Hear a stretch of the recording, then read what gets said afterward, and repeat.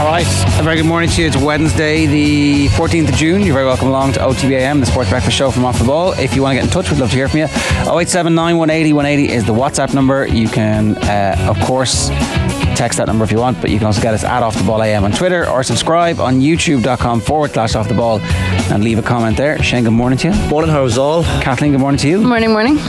Where do we want to start today? I do want to start with how at Christmas I remember looking at the Republic of Ireland fixtures and thinking that Greece game away in June is so far away, and now it's like I just heard you reading at the 14th of June there, and I was like, oh lads, what? So yeah, I'm having an existential crisis over here at how fast time moves on. But anyway, sorry. Time is going seriously quick at the moment. The Greece game is upon us all of a sudden. It's a flat circle. Yes, it's a construct of human perception. Even it's like 3 weeks until I fly out to Australia for the World Cup, which is insane. I was like, oh, that's so far away whenever we beat Scotland. Now it seems very, very close. And I get more and more sick about the opening game the closer it gets as well, so that's fun too. Sick because? Just nerves, because I just don't know how we're going to perform on that sort of like international stage. You know, this team has never performed in front of that many people on such a like high profile, high intensity event, and obviously with Australia being hosts as well, it adds an extra sort of layer to their performance. You know, are they going to be able to handle the pressure? It's just a hard one. We assessed it on Quigig this week, and we looked at all 3 matches and like all 3 teams and what we actually expect from them, and in some ways we've almost focused too much on Australia because it is that opening game and forgot the fact that we have to play Olympic champions straight afterwards. But yeah, just nervous. It's the unknown, I suppose. That's the thing. And not excited as opposed to nervous? Like the overriding thing is nerves? Probably overriding is more nerves than excitement at the moment, which is strange. I don't know. There's part of me that's like, oh, if I was at home, would I be more excited because I would just be looking forward to watching it with like friends and family and stuff, whereas being over there, I'm like, you know, you're working on it, you have to, like, tournament life can be kind of tough as well, and especially the fact there's a lot of travel involved and stuff. I think that's probably been to the front of my mind more so than the football the last while, but I'm sure once I get over there and I kind of get into the atmosphere and remember the fact that half of Australia is made up of Irish people anyways. The pressure's almost off at your first World Cup. I almost feel, and hear me out, I almost feel like Australia scoring within the first 10 minutes is the best thing for us. Like, as in, all the pressure, all the weight of expectation on the tournament all of a sudden goes out the window when you fall behind in the first game. You're like, traditionally, okay, us scoring first in the first game of a major tournament is good for us. True, historically speaking, yeah. I mean, yeah. I wouldn't say no to an Irish let's go too early there. No. Yeah, so. I don't know.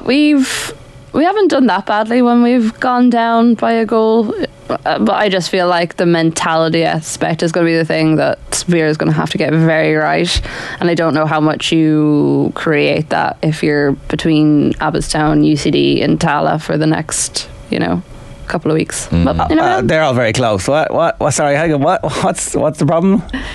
No, as in like, how do you replicate, or how do you kind of get people in the headspace for? But they're hanging out. They all seem very relaxed. Everybody seems happy. People are signing new deals and getting new contracts. And there's a that's what I mean. You're going from the complete familiar of those like 3 relatively smaller places to like flying halfway across the world to play in front of 80,000 people.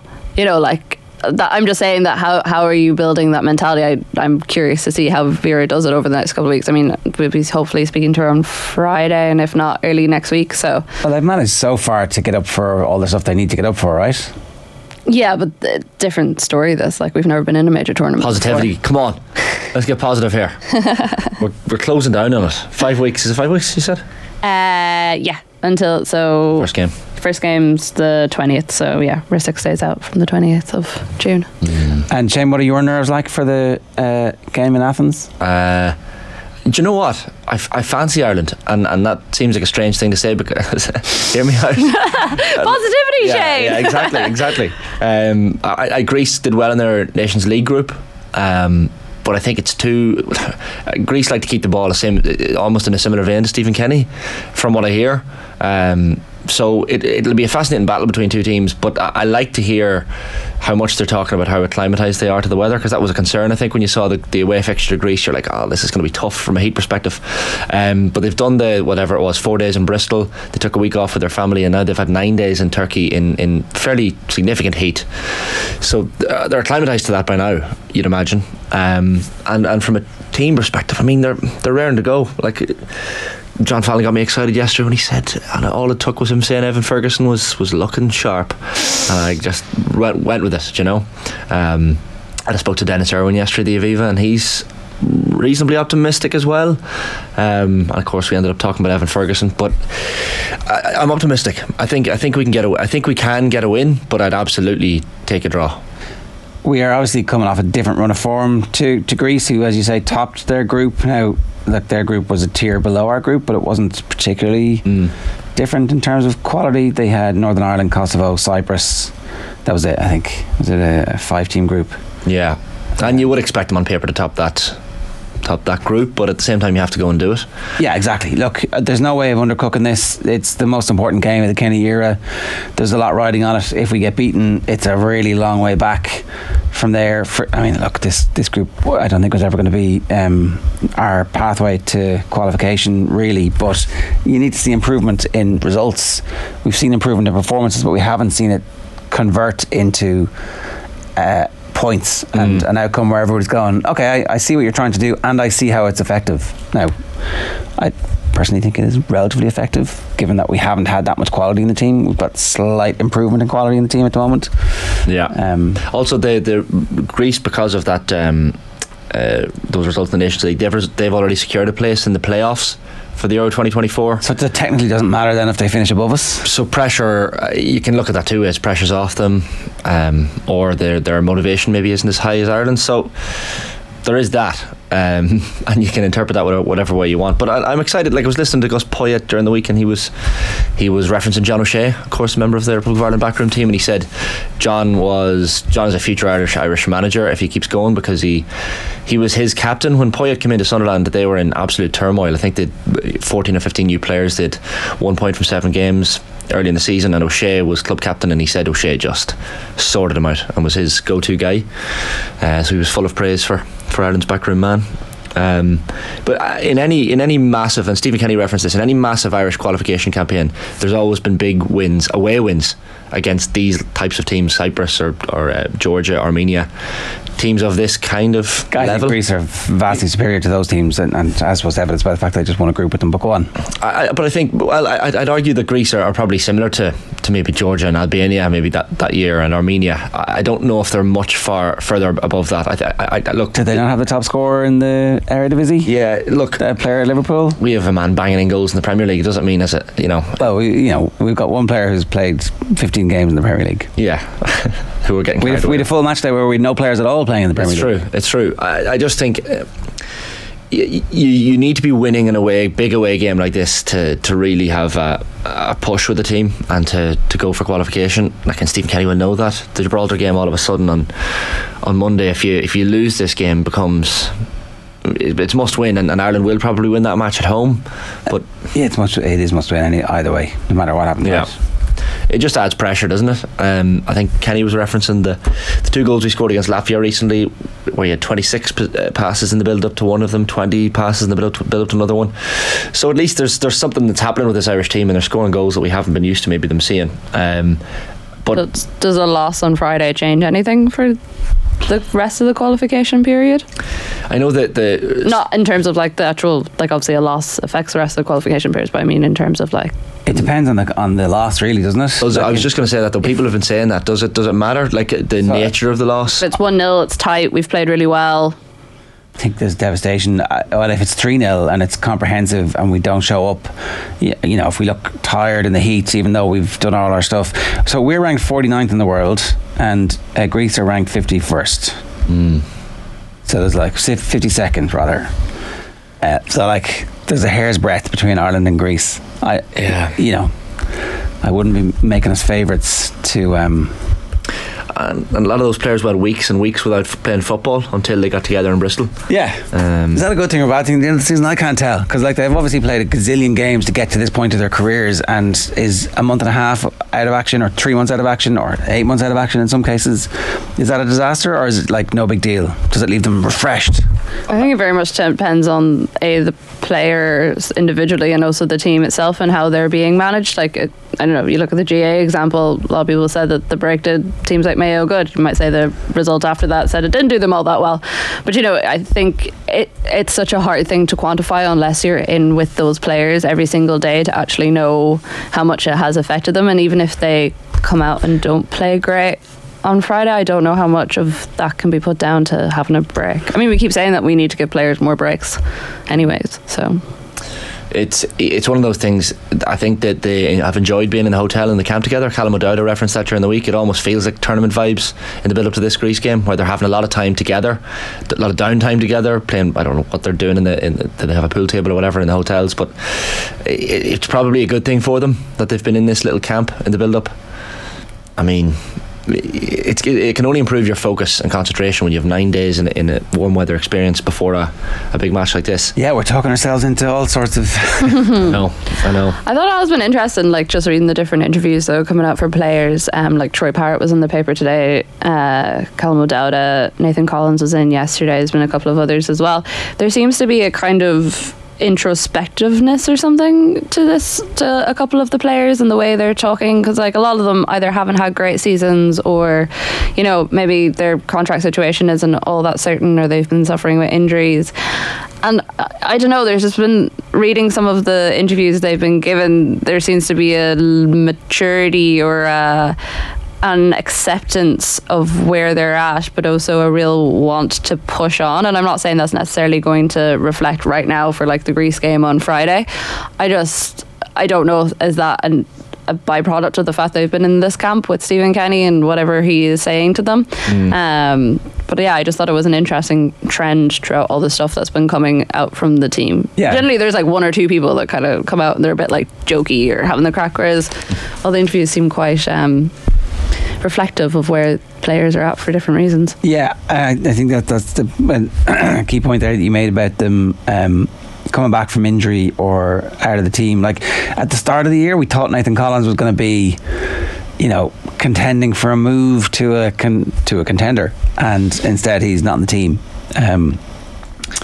And Troy Parrott was obviously clearly upstaged by Tom Cannon, who would have been in the squad if Tom Cannon had decided he was Irish, I think, ahead of Troy Parrott, and if things had gone a different way. So you know, Parrott's talking about getting back to Spurs and trying to impress Ange, and how he's a Celtic fan and how that really is still his intention. And then they list off all the clubs that he's been on loan, and he just hasn't done enough. Like he's not a Premier League striker, he's not of Premier League quality at the moment. That's not to say that he can't get some of that maturity into his game and become more aggressive and more ruthless and create better chances, but it just hasn't happened for him yet. So maybe Ange sees something in the way that only Ange can see, and he finds a role for Troy Parrott, but it's getting squeaky bum time in terms of, you know, his career. So he could do with a good showing.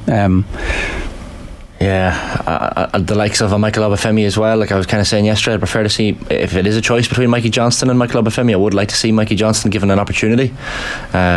Like he's that lively player. I think he's still playing his club football in Portugal. Yeah, with Victoria, and like, used to the heat. I don't know if that's probably not something that they take into account. Shane, you're very concerned about this heat. I just know as someone who had to play in heat in a cup final in Monaghan a couple of weeks ago. It's not easy, and I'm not a professional footballer, so these lads are more used to it. But if a player is used to the heat, I mean, throw him in. Like, why not? Well, maybe he comes on for the last 20 minutes. He seems more effective as a bit part player at the moment. I'm trying to be positive. I'm looking at Greece's results here. So from the last couple of years, the World Cup qualifiers drew with Spain away 1-1. Their home record is quite good. Like, they beat Sweden 2-1 at home.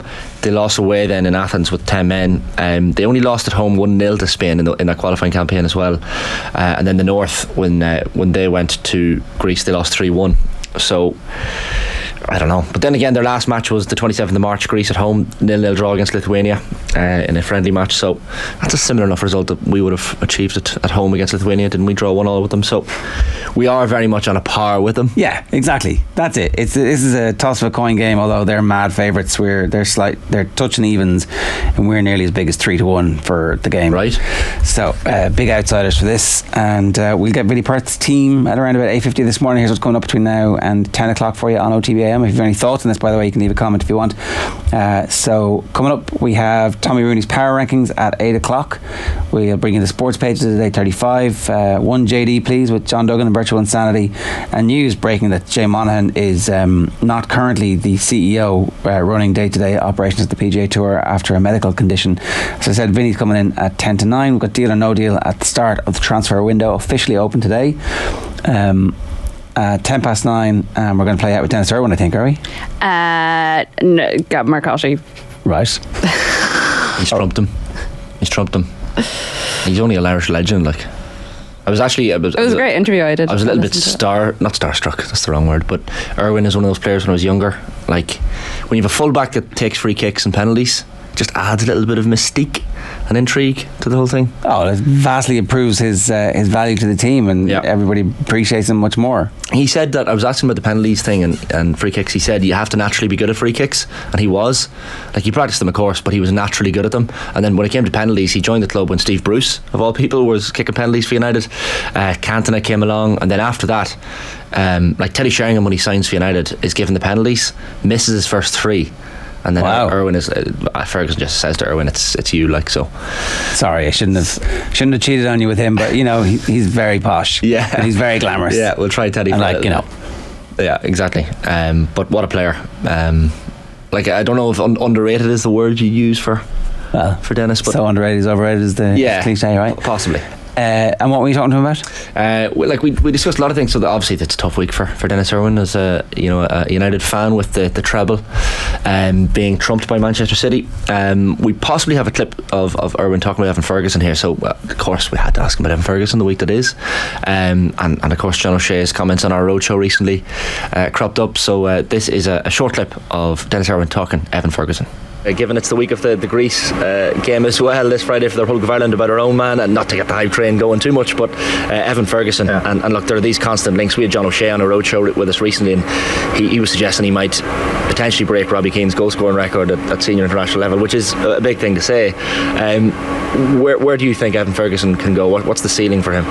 Well, Shazy knows him because Shazy's involved a bit more, and if he's saying that, that means we've got a hell of a centre forward on our hands, because Robbie Keane was a brilliant player. It's an area we've been lacking for a number of years now. A lot of our goals have come from centre halves and from set pieces. Great at it. He's at a really good club. He's learning the trade there, not just in goal scoring, but the way he links up as well. I think the manager at Brighton encourages as much football to be played as possible in a different kind of style. But yeah, he's going to be under so much pressure as a young lad here, particularly here for Ireland. In Brighton, I think he'd be fine, but with Ireland, you know, he's the one that we've been waiting for, and got a couple of big games ahead of us now. Let's hope that he scores. But very high praise from Shazy, because he's seen a lot of good centre forwards, and Robbie Keane was a great centre forward. He's banging the goals and scored one the other night in Soccer Aid, great goal in off the post. He can still score. You never lose that. He didn't do the cartwheel, did he? I didn't see that. I don't know. Do a mini cartwheel maybe for a man of his age. Oh, he did do the cartwheel. That's shots fired. Sorry. Yeah, you're gonna be getting. What was it? You're gonna be getting in trouble. He totally did the cartwhile. Full blown, like. Yeah. Not a little tailored back version. No, he did the rollover. It's I mean, slower a bit probably than it. I mean, look, why are you an ageist prick? I don't know. Because I'm young, because I'm still fresh. And you're not though. You're like, okay, you're get up there and do a cartwheel. We'll get Emma to throw the whole thing on full frame. I can't do it. Well, there you go. Yeah. There you go. Sorry, Robbie. Apologies, Robbie. Man in the arena, not you. I hadn't seen your. What happened when you scored a hat trick that one time for Monaghan Town? Yeah, probably against some. Robbie's probably scored his goal past an actor from The Only Way is Essex. It was Soccer Aid. Good goal, Tom. Yeah. So not that he was. Anyway, the most important point. Dennis Irwin was there, kind of. You know, if that's what Shazy says, he's obviously seen a lot of him. Why are you talking him up, John? Why are you? Do you know? A lot of pressure on him, especially here with Ireland. But Irwin did say there he's the player we've been waiting on. Oh, totally. There's nothing else. So tell me, he does look like he's in good shape. Dennis. Yeah. Oh, proper Nick. I think he's 57. Happy to put on the jersey. So absolutely, I'll put that on. Of course, he was plugging the United Athletic Bilbao friendly match for later in the summer, August 6th. And they don't really need to plug that, do they? I suspect that's going to sell out straight away. Surely. And the ticket price, I think, ranging from 35 to 85 for that match, depending on where you want to sit. But yeah, it's one of those games you don't really have to plug. He's got a lovely gig, doesn't he? Like as ambassador for the club, just going around and doing all these. It doesn't mean he can't tell you what he really thinks about certain things, because he obviously is a club employee. True. If you listen to the full interview, like he is though quite, albeit he can't say certain things, he's quite interesting on Ten Hag. And the signings he made last year, and how poor the club were the season before last. Which is with Solskjaer. Yeah, the season they finished 6th, but not just 6th. It was just performance-wise. He said it just wasn't anywhere near good enough. But he was like even his memories of rooming with Roy Keane. He spoke, because Roy Keane has spoken in the past about rooming at club level and international level with Dennis Irwin, and he said he was annoying because Dennis always wanted to turn on the golf. And I put this to Dennis Irwin, and he said, "Well, Roy was just mad to watch Coronation Street." So he's thrown Roy under a bus there, because I thought Roy was more of a rugby league man or a bit of other sport. But you kind of see him enjoying something like Coronation Street. Yeah. You know, just everyone kind of shouting the drama. There's plenty of things for him to give off about and be like, what is he doing? So once he said it, I was like, that makes sense that Roy would be into Coronation Street, I think. But he was even his memories of that treble team in '99. And like just his whole story about signing for United was incredible. Like £625,000 from Leeds, from Oldham. He was a trainee at Leeds, but he's one of those players that you look back on. I told him yesterday I was at his 500th appearance for United, which was Paddy's Day 2001 at Old Trafford against Leicester.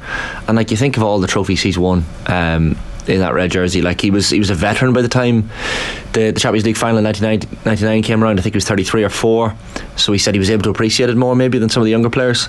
But then you look at Jack Grealish and he's appreciating well, he didn't play well. No, he didn't play well, of course. And Irwin missed the FA Cup final in that treble year as well against Newcastle through injury. I think we have a clip as well which kind of sums up, and it's done reasonably well on the social media as well. For anyone who hasn't seen the full interview, it's obviously up on youtube.com/offtheball. But I guess that question of, was Irwin rated, was he underrated, was he appreciated, is he appreciated more now than he was back then? So I put that question to Dennis. Have a look. More appreciated as a footballer now than maybe you were at the time, because I know you were obviously appreciated back then. I remember being at your 500th appearance, I think it was, for United. It was Paddy's Day 2001 against Leicester. I remember being at Old Trafford that day and think, this is amazing to have an Irish player who's made this number of appearances. You regularly appear now in all-time 11s for both club and country. So do you feel like maybe now you're more appreciated as opposed to how you were during your career? I think when I played, I was in a bit of a bubble. I just wanted to do the very best I could for the amount of years I played, so you kind of block out a lot of noises and just get on with it, and I think it's only when you come away from that, and particularly these days now, they have so many polls and different things going on, that obviously my name keeps getting resurfaced and all that, which is brilliant, because and fans come up to you, even whether you're abroad, even on holiday, and so thanks for the memories and all that. But when I look back on it, it was a great time to be not just a Manchester United player. I was a Wolves player growing up. To finish 2 years with them, and also to have like 9 or 10 great years with Ireland as well. It was a great time to be a footballer. From my point of view, didn't see it as a job. I had great people around me, players. We had good fun under great managers, and it was just a great time. But it's good to look back on it now. I was not one for watching matches for years and years, but obviously as that many matches come on now, you're kind of forced to watch it. But yeah, I probably appreciate it now 20 years down the line than I did when I played, but that's probably my fault as well. Yeah, he is definitely more appreciated. There's been a revision of his standing in the game. Yeah, and like as I said to him there, he's in all these all-time 11s for club and for United and Ireland, and I think rightfully so. It's hard to oust him from that left back position. Patrice Evra was pretty good. Yeah, he was decent. Do you think there's anyone playing now that will be the same, particularly on a United front? Kind of tough with the teams they've had over the last couple of years, but like Rashford has a chance, right? If he stays and was to have that burst of form that he had this year extended out over in the all-time 11 period, Yeah, like, maybe. sorry, I mean, is Irwin all time or is Irwin Premier League? Because obviously, all time has Charlton, Best and Law in it. True, yeah. I mean, if to squeeze other people in, well, he's certainly in the Premier League era. Like, he's arguably in the Premier League 11, isn't he, since 92? I haven't come back and looked at the competition for it. I don't know, like that left back position, he appears a lot. Ashley Cole is obviously someone who probably appears in plenty of them. Yeah, and again, there is that Irish perspective we probably do throw Irwin into a lot of these things, but I mean, he deserves it. You look at his career, he was with Leeds from 83 to 86, then he had the 4 years with Oldham before he went to Old Trafford, 12 years at Manchester United, and then he finished his career with 3 seasons at Wolves, so 2 to 04. Like, and excelled at Gaelic football and hurling as a kid. Like, played at Croke Park more than one occasion. I think he once marked Niall Quinn in a match. Did he? At Croke Park. Are they the same age? It must have been a similar vintage, yeah. I remember hearing that story before. I'll have to look that up. But he doesn't look 57, Dennis, even now. Like, he's in great nick. And of course, he was feeling a little bit downbeat at Pep Guardiola in the week that Manchester City have just had. And as he said, it's hard to compare those two eras. Like, Quinn's 56. Yeah, similar vintage. And even discussing Pep Guardiola and Alex Ferguson's legacy, he was keen to stress these are two very different managers in two very different eras, and he's probably right. It's probably a tired argument, and it's one that I've probably asked guests about, and yet it is tired. There probably is no point comparing the City team of now to the... I mean, there's no point in anything, no shame. We're all going to die in a burning conflagration, so... That's a fair point. At the same time, there's a long show to fill every morning. Wow. So asking some stupid sports questions is actually a totally legitimate way to spend your time on this earth. Yeah, 100%. I mean, I don't know. Yeah, no, it's fair. Am I wrong? No, you're not wrong. Definitely not wrong. We'd all have to quit the next hour if we believe that wasn't true, though, to be fair. He was also he discussed Derek Cantona and just what it was like to share a dressing room with him, and like I heard someone else asking him off air then afterwards about, I swear Cantona's doing a one-man show in Dublin this year, or I think it's in the Liberty Hall, where he's singing and performing music. And I'm so fascinated by this. It's Dennis was unaware, and he said he's singing. Like, Dennis said he'd never heard him sing. I said to someone yesterday, I would pay probably upwards of £100 to go into a room of a few hundred people and watch Eric Cantona walk on stage, put his collar up, say the Seagulls line, and then just stand there for an hour and a half and milk the applause. I'd probably pay upwards of £100 because that's performance, isn't it? It's just to see his facial expressions. He's one of those fascinating sports people I would literally pay to just watch and do nothing. Ladies and gentlemen, episode 44 of Football Fans Are Weird. I was going to say, you kind of half sound like every City fan or every just general football fan on Twitter the last couple of days being like, Jack Grealish, what a lad. Or else the deranged Arsenal fans who were saying that Mikel Arteta is encouraging all the team to settle down and marry their partners so that they won't have a playboy lifestyle next year and they'll just concentrate on winning the Premier League. And like, these were tweets going around with like 50,000 likes, and I was like, who comes up with this? How strange can you get as a football fan? So we've encouraged them to get married or have kids or both? Just to settle down. Just settle down, because I think a couple of them got married. Obviously, it's the off season. It's probably the only time they actually have in a very, very packed calendar to do these sort of things. And all the fans are like, oh yeah, elite mentality. Arteta is like next level thinking of this. And I was like, you're really clutching for straws. I thought Win the Dog was bad, but this definitely takes the biscuit. This was a traditional trope in the 80s. Alex Ferguson would have been a big advocate of the players settling down and encouraging them to get married at 2021 so that then they can have a divorce at 30 or 32 whenever the football career ends. It's like one of the reasons why footballers have that massive and sports people generally have that massive divorce rate. But it was a real thing. It was definitely like because I think a lot of the, not Ferguson, but a lot of the managers would have been big drinkers themselves and realised that, like, you know, this is a bad thing, and one of the things that stops them is a marriage and kids and responsibility, and that was how the thing went. So, and of course, he had Arteta obviously has decided I wasn't quite sure from the way the story was told if this was true that Arteta had said this. There's absolutely no proof of it whatsoever. It's literally just that 3 or 4 of them got married in the last couple of weeks or got engaged, and fans just took this as, it wasn't even a news line, it was just fans being like, okay, yes, we're away.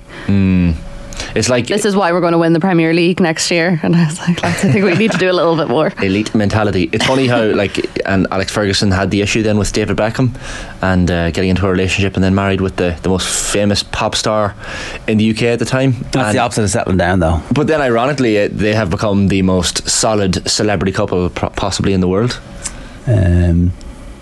Posh and Becks. Do you follow the news, Shane? Well, I mean, they're still together, aren't they? They've rake kids. Okay. I don't follow their personal lifestyle. Like, I'm not into the salacious, juicy details. Maybe you are, Jer. You've never heard of Rebecca Luce? Of course, yes. Okay. But Let's move on quickly because this is a sports show. But anyway.